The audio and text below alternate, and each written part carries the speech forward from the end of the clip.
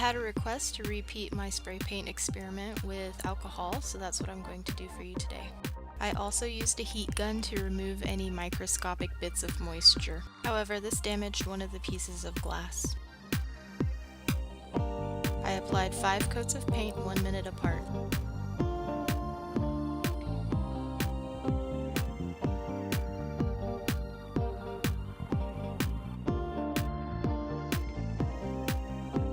The Krylon still has a very uniform crackle effect over the full surface.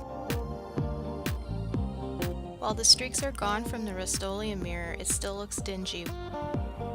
If you're trying to make a perfect flawless mirror with this paint, you're going to be disappointed. However, if you're going for an old antique mirror look or want to use it for other artistic techniques, this might give you the effect you're looking for. If you found this video helpful or interesting, please consider hitting the like button or subscribing to my channel. And as always, thanks for watching.